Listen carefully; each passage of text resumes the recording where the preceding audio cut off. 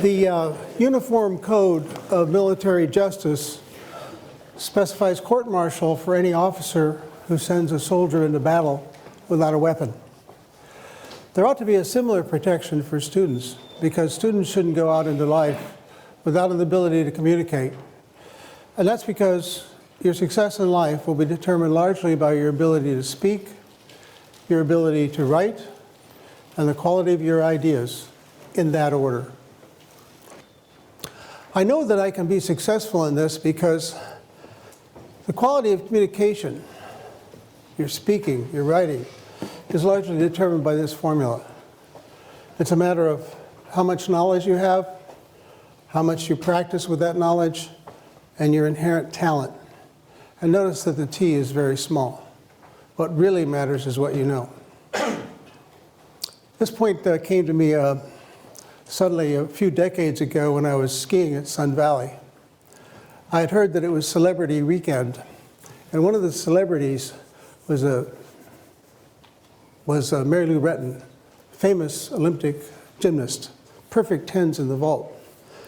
And I heard that she was a novice at skiing, so when the opportune moment arrived, I looked over on the novice slope and saw this young woman who, when she became unbalanced, went like that.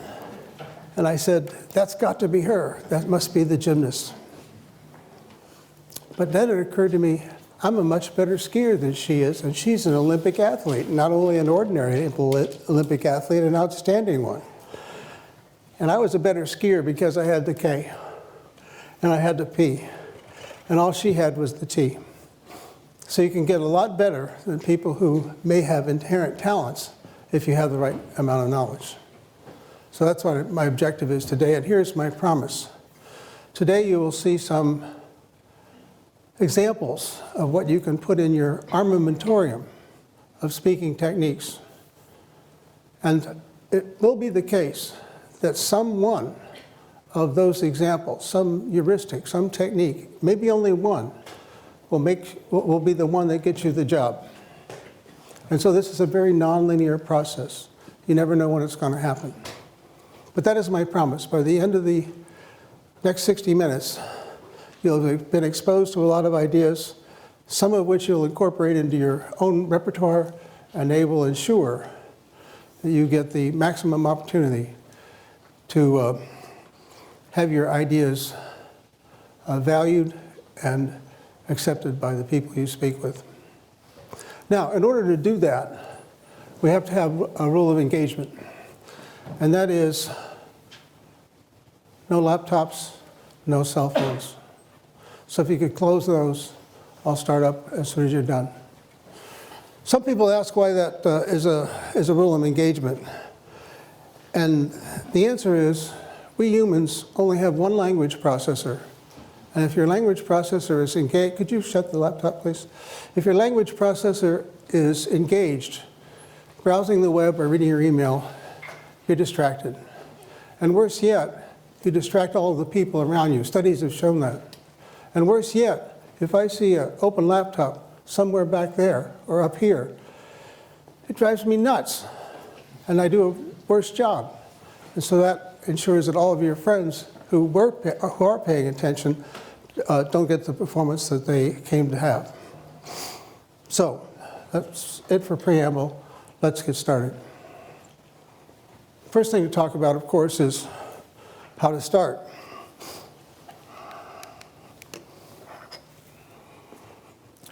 Some people think the right thing to do is to start a talk with a joke.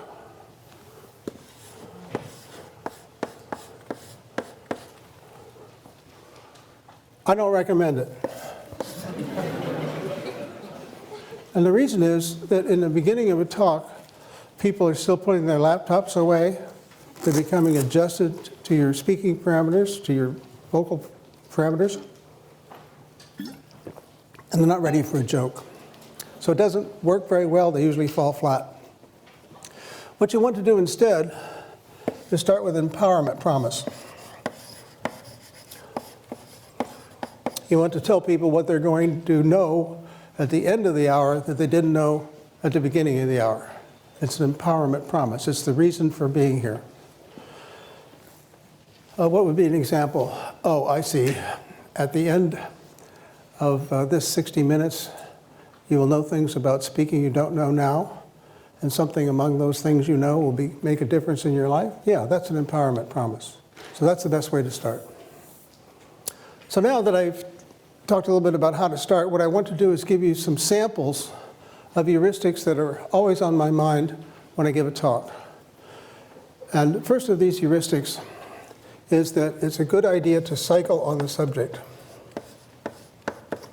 Go around it again, go around it again. Some people say, tell them what you want to tell them again, and then tell them a third time, as if people weren't intelligent. But the point is, the reason is, well, there are many reasons, one of which is at any given moment, about 20% of you will be fogged out no matter what the lecture is. So if you want to ensure that the probability that everybody gets it is high, you need to say it 3 times. So cycling is one of the things that I always think about when I give a talk. Another thing I think about is, in explaining my idea, I want to build a fence around it.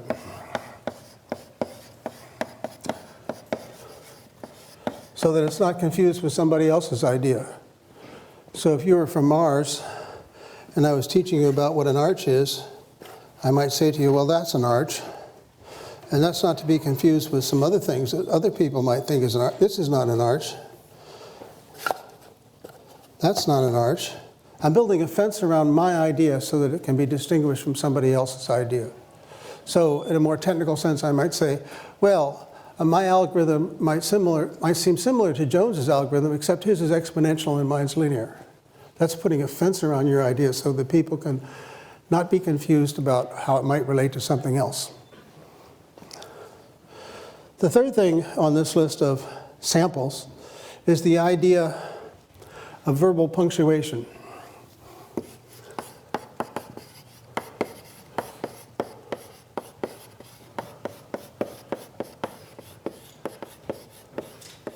And the idea here is that because people will occasionally fog out and need to get back on the bus, you need to provide some landmark places where you're announcing that it's a good time to get back on. So I might, in this talk, say something about this being my outline. The first thing we're going to do is talk about how to start. Then we're going to deal with these 4 samples. And among these 4 samples, I've talked about the first idea, that's cycling. The second idea, building, and now the third idea is verbal punctuation. So I'm enumerating, I'm providing numbers, I'm giving you a sense that there's a seam in the talk and you can get back on. Okay? So now we're on a roll. And since we're on a roll, can you guess what 4th idea might be here? An idea that helps people get back on the bus?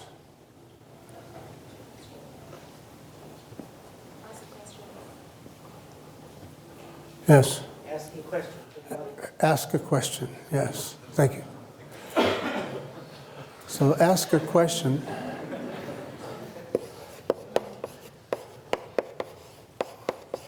And so I will ask a question. How much dead air can there be? How long can I pause? I counted 7 seconds. It seems like an eternity to me to wait and not say anything for 7 seconds, but that's the standard amount of time you can wait for an answer. And of course the question has to be carefully chosen. It can't be too obvious because then people will be embarrassed to say what the answer is. It can't be too hard because then nobody will have anything to say.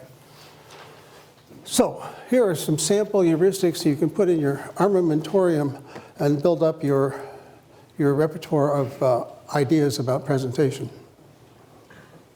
And now, if this persuades you that there is something to know, that there is knowledge, then I've already succeeded.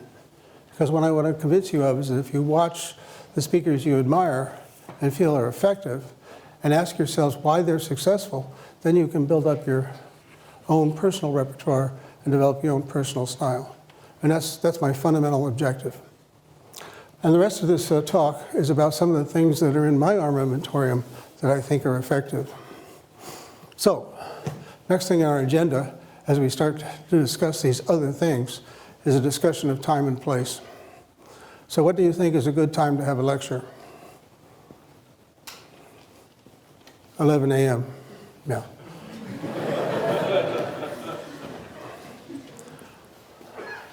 And the reason is, most people at MIT are awake by then, and hardly anyone has gone back to sleep. It's not right after a meal. People aren't fatigued from this or that. It's a great time to have a lecture. So that brings me next to the question of what about the place?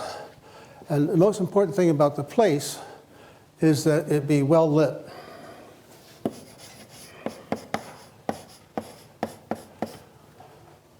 This room is well lit. The problem with the other kinds of rooms is that we humans, whenever the lights go down, or whenever the room is dimly lighted, it signals that we should go to sleep.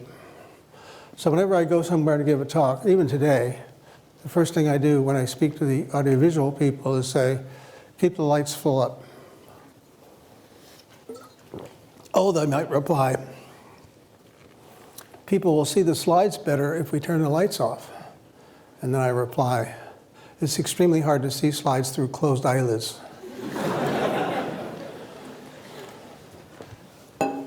What else can you say about the place? Well, the place should be cased. And I mean that in the colloquial sense of, like if you're robbing a bank, you would go to the bank, some occasions before to see what it's like, so there are no surprises when you do your robbery. So whenever I go somewhere to speak, the first thing I ask my host to do is to take me to the place where I'll be speaking, so that if there are any weirdnesses, I'll be able to deal with it. Sometimes it might require some intervention. Sometimes it just might require me to understand what the challenges are. So when I came here this morning, I did what I typically do. I imagined that all the seats were filled with disinterested farm animals. And that way I knew that no matter how bad it was, it wouldn't be as bad as that. So finally, it should be reasonably populated.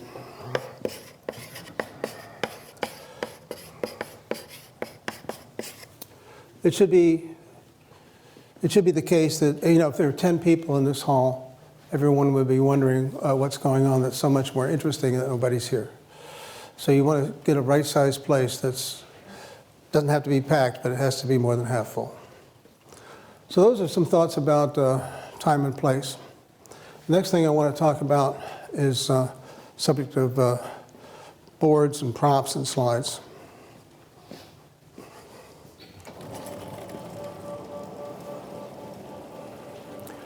Well, these are the tools of the trade. I believe that this is the right tool for speaking when your purpose is informing. The slides are good when your purpose is exposing.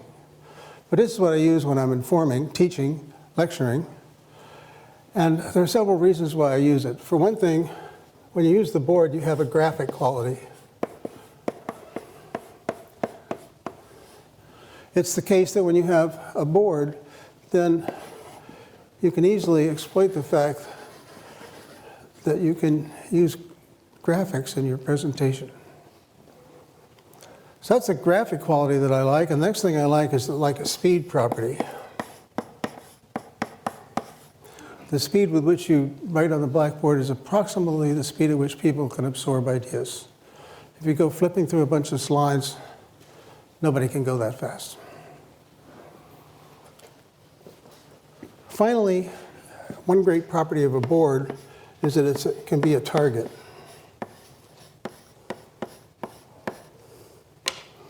Many people who are novices at speaking find themselves suddenly aware of their hands.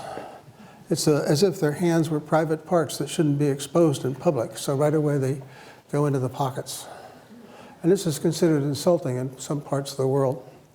Or alternatively, maybe the hands will go in back like this. I was once in a convent in Serbia, and my host, as soon as we entered, a nun came up to us and offered us a refreshment. And I was about to say, no, thank you, when he said, eat that stuff or die. It's a question of local custom and politeness. But then, before anything happened there, the nun pulled my hands off like this, because it was extraordinarily insulting in that culture to have your hands behind your back.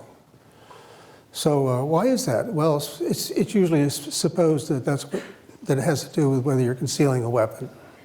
So if your hands are in your pockets or behind your back, then it looks like you might have a weapon. And that's what I mean by the virtue, one of these virtues of the board. Now you have something to do with your hands. You can point out the stuff. I was once watching Seymour Papert give a lecture, and I thought it was terrific. So I went a second time. First time to absorb the content, second time to note the style. And what I discovered is that Papert was constantly pointing at the board. And then I thought about it a little while, and I noted that none of the stuff he was pointing to had anything to do with what he was saying. Nevertheless, it was an effective technique. So that's just a little bit about the virtue of blackboards. Now I want to talk about props. You know, the custodians of knowledge about props are the playwrights. Many decades ago, I saw a play by Heinrich Ibsen. It was Hedda Gabler. I remember vaguely that it was about a woman in an unhappy marriage, and her husband was in competition for an academic job with somebody else, and he was going to lose, partly because he was boring, and partly because the competitor had just written a magnificent book. By the way, this is back in the days before there were copying machines and computers. Anyhow, as the play opens, there's a pot-bellied stove.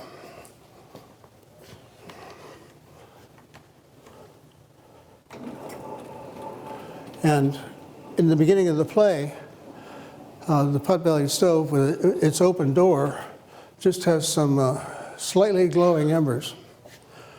But the pot-bellied stove is always there, and as tension mounts in the play, and you see this manuscript, this prop that Ibsen so artfully used, you just know that something's going to happen, because as the play goes on, the fire gets bigger and hotter, and finally all-consuming, and you just know that that manuscript is going to go into that fire.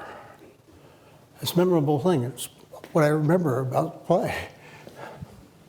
So the playwrights have got this all figured out, but on the other hand, they're not the only people who can use props. Here's an example of the use of a prop, also due to Seymour Papert. He was talking about how it's important to look at the problem in the right way. And here's an example that not only teaches that, but makes it possible for you to embarrass your friends in mechanical engineering. So here's what you do. You take this bicycle wheel, you start it spinning, and then you put some torque on the axle. Or equivalently, you blow on the edge. And the issue is, does it go that way? Or does it go that way? Now, the mechanical engineers will immediately say, oh, yes, I see, right-hand screw rule, and they'll put their fingers in this position, but forget exactly how to align their fingers with the various aspects of the problem. And so it's usually the case that they get it right with about a 50% probability. So their very fancy education gets them up to the point where they're equivalent to flipping a coin. But it doesn't have to be that way, because you can think about the problem a little differently. So here's what you do. You take some duct tape and you put it around a part of the wheel like that. And now you start to think about not the whole wheel, but just the little piece that's underneath the duct tape. So here that piece comes rolling over the top, and at this point you blow on it with a puff of air. forgetting about the rest of the wheel, what happens to that little piece that's under the duct tape? It must want to go that way because you banged on it like that. It's already going down like that. And what about the next piece? Same thing. Next piece, same thing. So the only thing that can happen is that the wheel goes over like that.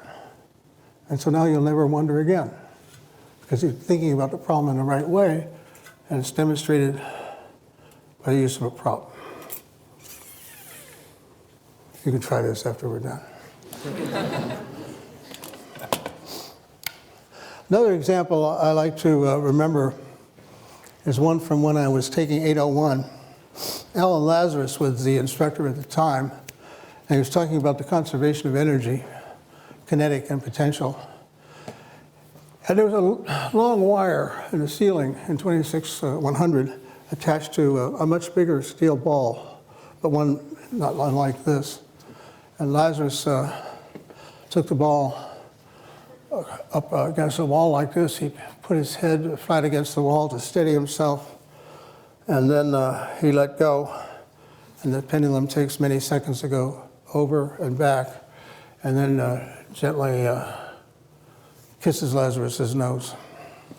And so you have many seconds to think, this guy really believes in the conservation of energy.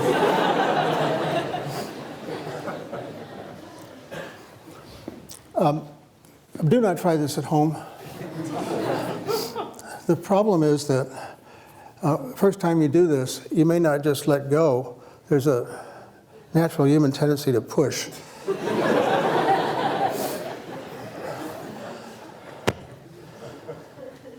So that's a little bit on the subject of props.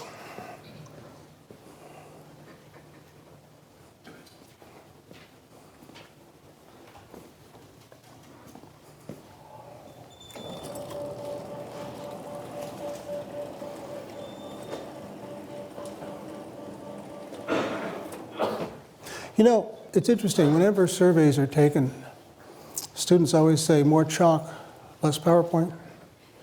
And why would that be? Props are always also very effective. Why would that be? I'll give you my lunatic fringe view on this.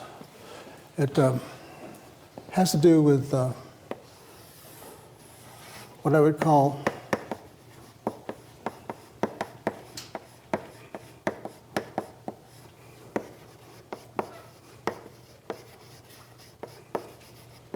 empathetic mirroring.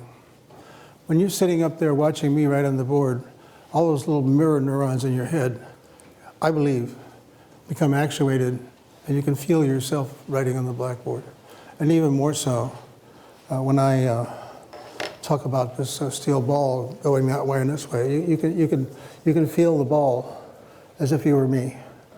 And you can't do that with a slide. You can't do it with a picture. You need to see it in the physical world. That's why I think that, oh yes, of course, there are speed questions involved too that have to be separated out, but I think the empathetic mirroring is why props and the use of a blackboard are so effective. Well, let's see. Oh yes, there is one more thing by way of the tools, and that has to do with the use of slides. I repeat, I think they're for exposing ideas, not for teaching ideas, but that's what we do in a job talk or a conference talk. We expose ideas, we don't teach them. So let me tell you a little bit about my views on that. I remember once I was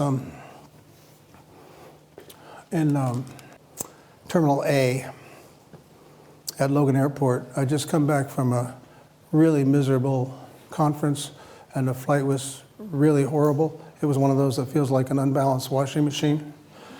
And for the only time in my life, I decided to stop on my way to my car and have a cup of coffee and relax a little bit. And as I was there for a few minutes, someone came up to me and said, "Are you Professor Winston?" "I think so," I said. I don't know, I guess I was trying to be funny. In any event, he said, "I'm on my way to Europe to give a job talk. Would you mind critiquing my slides?" Not at all, I said. You have too many and they have too many words. How did you know? He said, thinking perhaps I'd seen a talk of his before. I hadn't. My reply was, because it's always true. There are always too many slides, always too many words. So let me show you some extreme examples of how not to use slides. Well, for this demonstration, I need to be way over here. And when I get over here, then I can start to say things like, one of the things you shouldn't do is read your transparencies. People in your audience know how to read, and reading will just annoy them. Also, you should be sure that you have only a few words on each transparency and that the words are easy to read. And I hope it's driving you crazy because I'm committing all kinds of crimes. The first of which is that there are too many words on the slide. Second of which is I'm way over there and the slide's way over there. So you get into this tennis match feeling of shifting back and forth between the slide and the speaker. You want the slides to be condiments to what you're saying, not the main event or the opposite way around. So how can we fix this? Step number one is to get rid of the background junk. That's always distraction. Step number two is to get rid of the words. When I reduced the words to these, then everything I read a previous time, I'm not licensed to say because it's not on the slide. I'm not reading my slides anymore, but I'm saying what was written on the slides in a previous example. So what else can we do to simplify this? Well, we can get rid of the logos. We don't need them. Simplification. What else can we do? Get rid of the title. Now I want to talk to you about some rules for slide preparation. I'm telling you the title. It doesn't have to be up there. By reducing the number of words on the slide, I'm allowing you to pay more attention to me and less to what's written on the slide.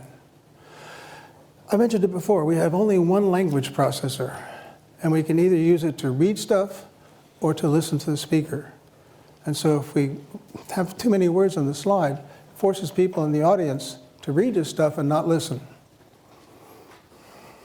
A student of mine did an experiment a few years ago. He taught some students some web-based programming ideas. Half the information was on slides. He said the other half. And then for a control group, he reversed it. And the question was, what did the subjects, that is to say, freshmen in his fraternity, what did the subjects remember best? What he said or what they read on the slide? And the answer is what they read on the slide. When their slides have a lot of material on it, they don't pay attention to the speaker. In fact, in the after-action report, one of the subjects said, "I wish you hadn't talked so much, it was distracting." Well, the last item is eliminate clutter. Now here's some clutter. No reason even for those bullets. So the too many words problem is a consequence of a crime Microsoft has committed by allowing you to use fonts that are too small. So you should all have a sample slide like this that you can use to determine what the minimum font size is that's easily legible. Shiru, what do you think of those? Which size is right? What's that? Did you ask them which size is right? Yeah, minimum maybe. 40 or 50? Yeah, he says 40 or 50. I think it's about right. 35 is beginning to get too small. Not necessarily because you can't read it, but because you're probably using it to get too many words on the slide. What other crimes do we have? Well, we have the laser pointer crime. And for that, I really want, in the old days, when we didn't have laser pointers, we used wooden ones, and people would go waving these things around, and pretty soon it became almost like a baton twirling contest. So here's what I recommended in the old days for dealing with this kind of pointer.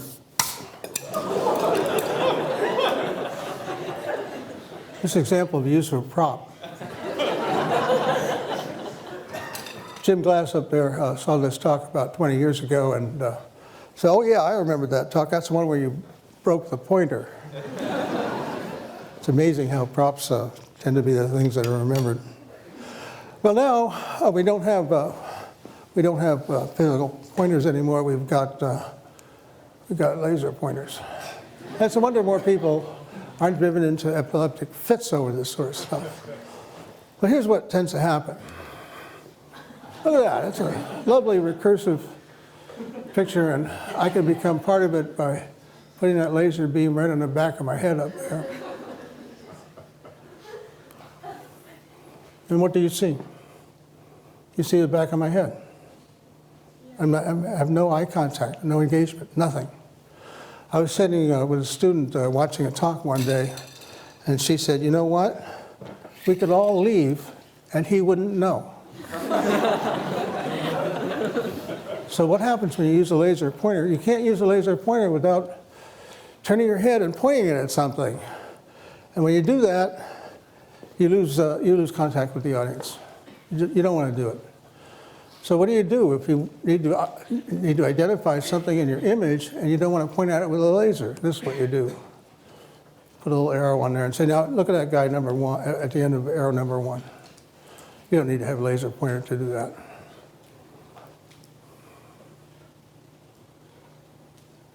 The too heavy crime.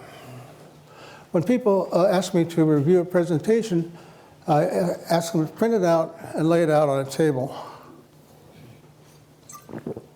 When they do that, it's easy to see whether the talk is too heavy, too much text, not enough air, not enough white space, not enough imagery. This is a good example of such a talk. Way too heavy. The presenter has taken advantage of small font sizes to get as much on the slide as he wanted. Lots of other crimes here, but the too heaviness, the fact that it's too heavy is what I wanted to illustrate. So here, by contrast, is another talk, one I gave a few years ago. It wasn't a deeply technical talk, but I show it to you because there's air in it. It's mostly pictures of things. There are 3 or 4 slides that have text on them, but when I come to those, I give the audience time to read them. And they're there because they might have some historical significance. The first slide with a lot of text on it is an extraction from the 1957, from the proposal for the 1957 AI conference at Dartmouth. Extraordinarily interesting event, and that historical extraction from the proposal helps drive that point home. What else have we got here? Oh yeah, your vocabulary word for the day. This is an apax legomenon. What that means is, this is the kind of slide you can get away with exactly once in your presentation. This is a slide that got some currency some years ago because it shows the complexity of governing in Afghanistan by showing how impossibly complex it is. It's something you and the audience can't understand, and that's the point. But you can't have many of these. You can have one per work, one per presentation, one per paper, one per book. That's what apax legomenon is, and this is an example of it. Well, I've shown you some crimes, and so you might be asking, do these crimes actually occur? So they do.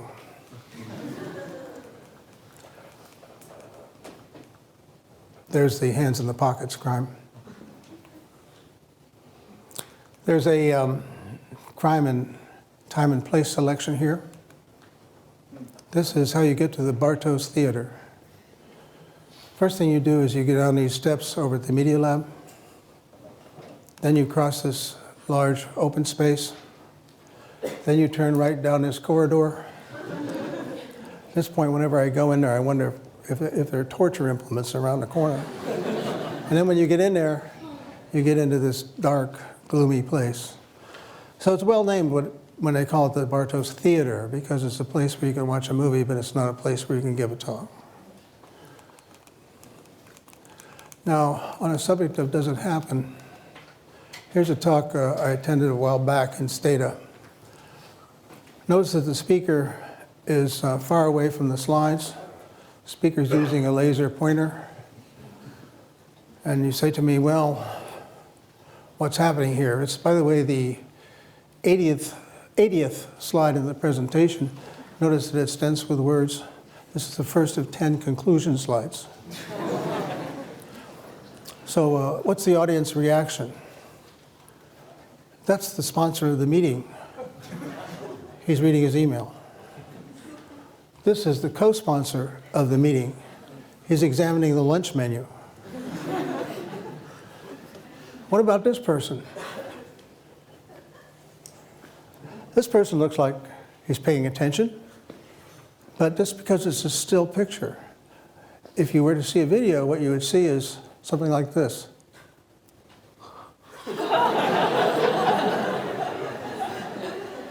So yeah, it does happen. Well, now that's a quick review of tools. Now I want to talk about some special cases. We could talk a little bit about informing, or to say it another way, doing what I'm doing now. But I'll just say a few words about that. In that kind of presentation, you want to start with a promise, like I did for this hour that we're going through now. But then it comes to the question of how do you inspire people? I've given this talk for a long time, and a few years ago, our department chairman said, would you please give this talk to new faculty and be sure to emphasize what it takes to inspire students. And strangely, I hadn't thought about that question before, so I started a survey. I talked to some of my incoming freshman advisees, and I talked to senior faculty and everything in between about how they've been inspired. What I found from the incoming freshmen is that they were inspired by some high school teacher who told them they could do it. What I found in the senior faculty, they were inspired by someone who helped them to see a problem in a new way. And what I saw from everyone is that they were inspired when someone exhibited passion about what they were doing. Exhibited passion about what they were doing. Yeah, so that's one way to be inspiring. It's easy for me because, you know, I do artificial intelligence. How can you not be interested in artificial intelligence, right? I mean, if you're not interested in artificial intelligence, you're probably not interested in interesting things. So when I'm lecturing in my AI class, it's natural for me to talk about what I think is cool and how exciting some new idea is. So that's the kind of expression of passion that makes a difference while informing with respect to this question of inspiring. Oh yeah, and of course during this promise phase, you can also express how cool stuff is. Let me give you an example of a lecture that starts this way. I'm talking about resource allocation. It's the same sort of stuff you would think of when it's the same sort of ideas you would need if you're allocating aircraft to a flight schedule or trying to schedule a factory or something like that. But the example is putting colors on the states in the United States without any bordering states having the same color. So here goes. This is what I show in the beginning of the class. This is a way of doing that coloring. And you might say, well, why don't we wait till it finishes? Would you like to do that? No? Well, we're not going to wait till it finishes because the sun will have exploded and consumed the earth before this program finishes. But with a slight adjustment to how the program works, which I tell my students, you'll understand in the next 50 minutes, this is what you get. Isn't that cool? You know, you got to be amazed by stuff that takes a computation from longer than the lifetime of the solar system into a few seconds. So that's what I mean by providing a promise up front and expressing some passion about what you're talking about. Well, the last item in this little block here is, it has to do with what people think that they do at MIT. You ask faculty what the most important purpose is, and they'll say, well, the most important thing I do is teach people how to think. And then you say, oh, that's great. How do you teach people how to think? Blank stare. No one can quite respond to that part, that natural next question. So how do you teach people how to think? Well, I believe that we are storytelling animals, and that we start developing our story understanding and manipulating skills with fairy tales in childhood and continue on through professional schools like law, business, medicine, engineering, everything. And we continue doing that throughout life. So if that is what thinking is all about, and when you want to teach people how to think, you provide them with the stories they need to know, the questions they need to ask about those stories, mechanisms for analyzing those stories, ways of putting stories together, ways of evaluating how reliable the story is, and that's what I think you need to do when you teach people how to think. But that's all about education, and many of you here, not necessarily for that, but rather for this part, for persuading, which breaks down into several categories: oral exams, not shown, job talks, getting famous. I won't say much about oral exams, other than the fact that they used to be a lot scarier than they are today. In the old days, reading the literature in a foreign language was part of that, and there was a high failure rate. And when you look back on those failures, the most usual reason for people failing an oral exam is failure to situate and a failure to practice. By situate, I mean it's important to talk about your research in context. This is a problem that's being pursued all over the world. There hasn't been any progress before me in the past 30 years. Everyone is looking for a solution because it will have impact on so many other things. So that's situating in time and place and field. And then as far as practice is concerned, yes, practice is important, but that doesn't mean showing your slides to the people who share an office with.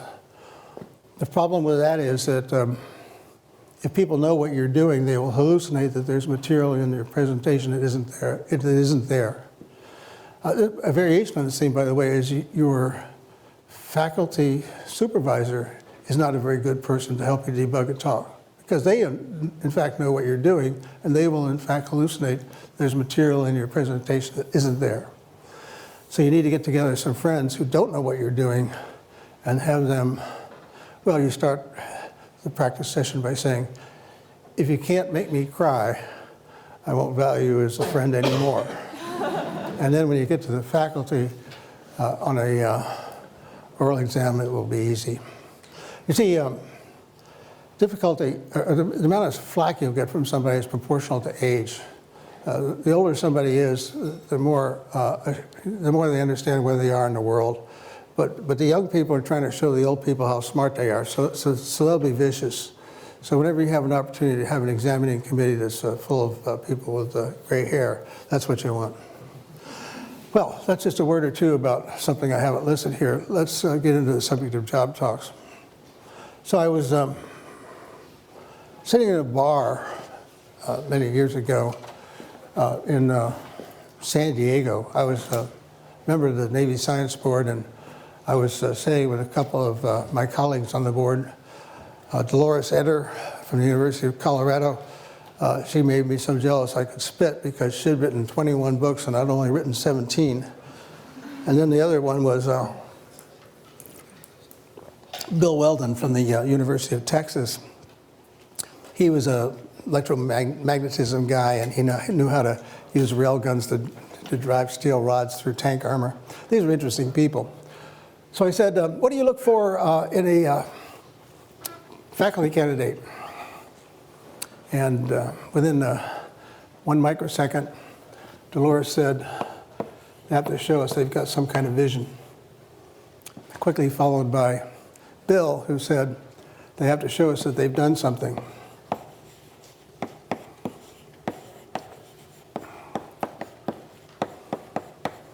Oh, that sounds good, I said. And then I said to them, how long does the candidate have to establish these two things? What do you think? Well, compare your answer to theirs.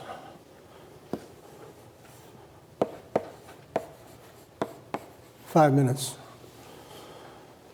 So if you haven't expressed your vision, if you haven't told people that you've done something, in 5 minutes you've already lost. So you have to be able to do that. And let me just mention a couple of things in that connection. Here, which is, the vision is in part a problem that somebody cares about and something new in your approach.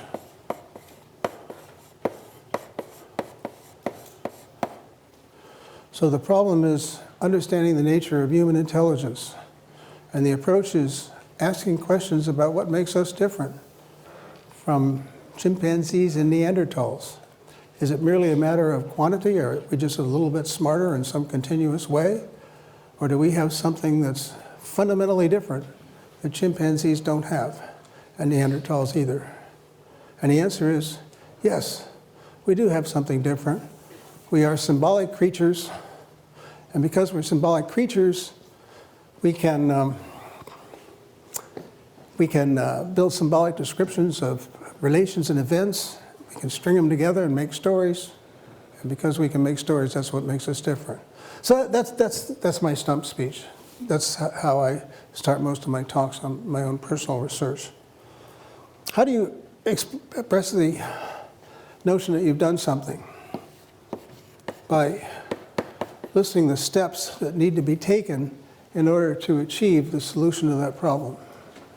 You don't have to have done all of those steps, but you can say, here's what needs to be done. An example. Here's what needs to be done. We need to specify some behavior. We need to enumerate the constraints that make it possible to deal with that behavior. We have to implement a system because we're engineers and we don't think that we've understood something unless we can build it. And we've built such a system and we're about to demonstrate it to you today. That would be an example of enumerating a series of steps needed to realize the vision. So then, blah, blah, blah, blah, blah, blah, blah, blah, blah. And then you conclude by enumerating your contributions.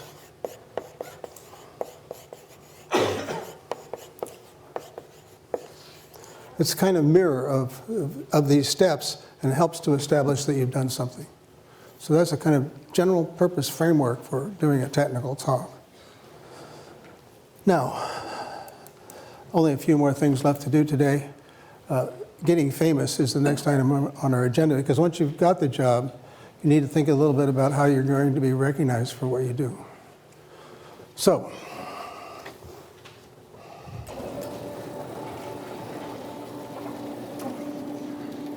well, first of all, why should you care about getting famous?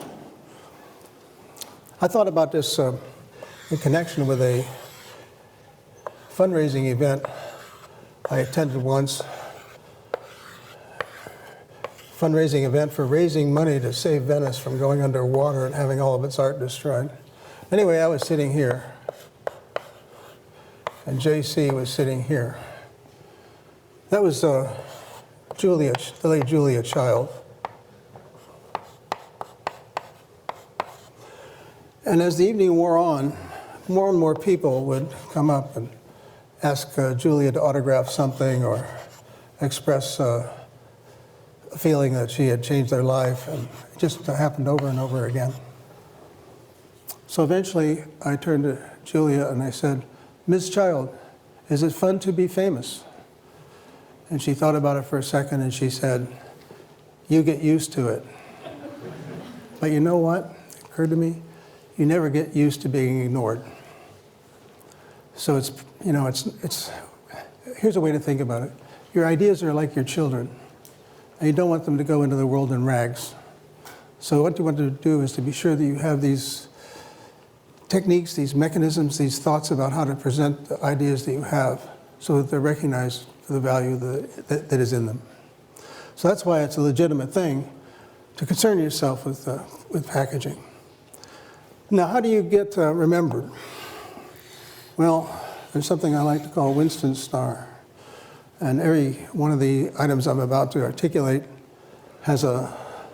starts with an S. So if you want your presentation ideas to be remembered, one of the things you need to do is to make sure that you have some kind of symbol associated with your work. So this arch example is actually from my PhD thesis many, many years ago. And in the course of my work at that time, this work on arch learning became mildly famous, and I didn't know why. It was only many years later that I realized that that work accidentally had all of the elements on this star. So the first element is that there was a kind of symbol. It's the arch itself. Next thing you need is some kind of slogan, a kind of phrase that provides a handle on the work. And in this case, the phrase was one-shot learning.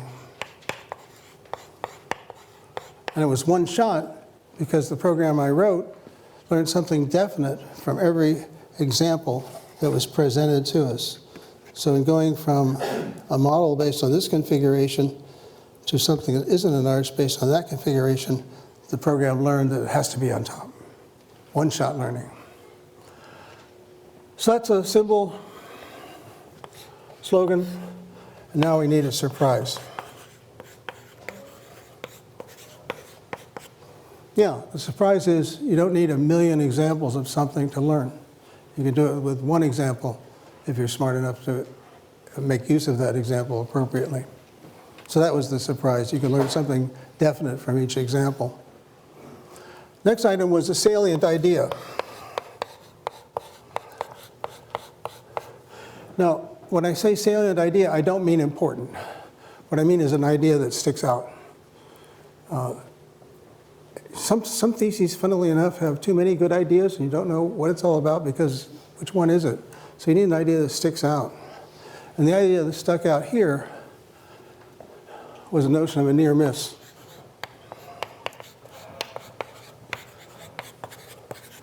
You see, this is not an arch, but it doesn't miss by much. So it's a near miss. And finally, you need to tell the story of how you did it, how it works, why it's important. So that's a bit on how to, not so much get famous, but how to ensure that your work is recognized. Well, we're almost finished because now we're down to this last item, which is how to stop. And when we come to that, there's a question of, all right, well, what is the final slide? And what are the final words?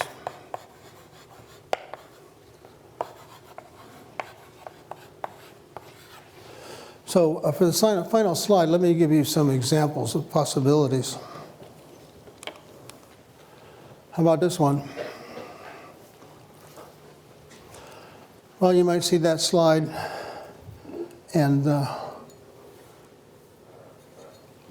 think to yourself, there are 1,000 faculty at MIT.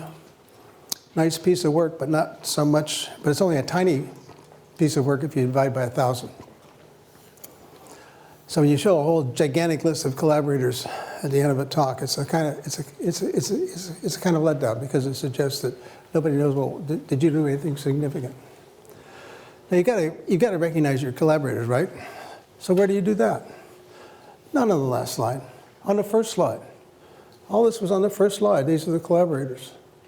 So you don't want to put them at the end. You don't want to slide like this. How about this one? This is the worst possible way to end a talk. Because this slide can be up there for 20 minutes. I've seen it happen. It squanders real estate. It squanders an opportunity to tell people who you are. It's just... What about this one? I often see it. I've never seen anybody write it down. Also, it wastes opportunity. Oh my God. Even worse. All of these slides do nothing for you. They waste an opportunity for you to tell people, to leave people with who you are. Well, what about this? This a good one? It might seem so at first, but here's the problem. If you say, these are my conclusions, these are perfectly legitimate conclusions that nobody cares about. What they care about is what you have done. And that's why your final slide should have this label, contributions. It's a mirror of what I said over there about how job talks ought to be like a sandwich. And the final slide, the one that's up there while people are asking questions and filing out, it ought to be the one that has your contributions on it. Here's an example from my own stump speech. Yeah, this is what I talk about a lot. Yes, here are the things that I typically demonstrate. And I wait for people to read it. And then the final element there is, this is what we get out of it. So that's an example of a contribution slide. All right, now, what about the other part? You know, you got your final slide up there as a contribution slide. Somehow you have to tell people you're finished. So let's check out a few possibilities. One thing you could do in the final words is you could tell a joke. It's okay. By the time you're done, people have adjusted themselves to your voice parameters. They're ready for a joke. I was sitting in another bar, this time in Austin, Texas, with a colleague of mine named Doug Lenat. And Doug's a fantastic speaker. And so I said to Doug, Doug, you're a fantastic speaker. What's your secret? And he said, oh, I always finish with a joke, and that way people think they've had fun the whole time. So yeah, a joke will work down there. How about this one?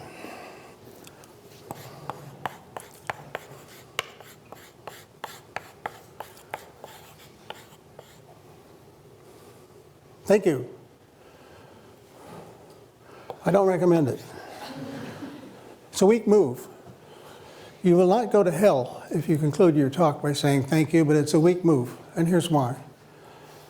When you say thank you, even worse, thank you for listening, it suggests that everybody has stayed that long out of politeness and that they had a profound desire to be somewhere else, but they're so polite they stuck it out, and that's what you're thanking them for. So once wild applause has started, you can mouth a thank you, and there's nothing wrong with that. But the last thing you do should not be saying thank you. Now you say to me, well, doesn't everybody say thank you? Well, what everybody does is not necessarily the right thing. And I like to illustrate how some talks can end without saying thank you. I like to draw from political speeches, but the ones that I've heard recently aren't so good, so I'm going to have to go back a little bit. So here's Governor Christie. He gave the Republican keynote address one year. This is the end of his talk. Let's see what he does. And together, everybody, together, we will stand up once again for American greatness for our children and grandchildren. God bless you and God bless America. So that's a classic benediction ending. God bless you, God bless America. Now, I don't want to be partisan about this, so I think I better switch to the keynote address in the Democratic Convention. I was delivered that year by Bill Clinton, who knows something about how to speak. If that is what you want, if that is what you believe, you must vote and you must re-elect President Barack Obama. God bless you and God bless America.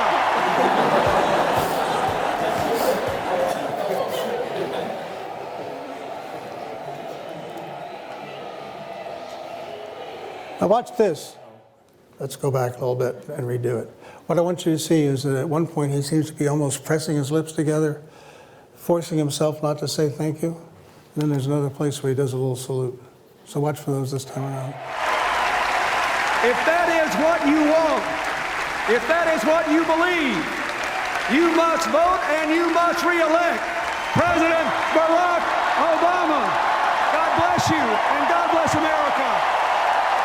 That's where he's pursing his lips. There's a salute.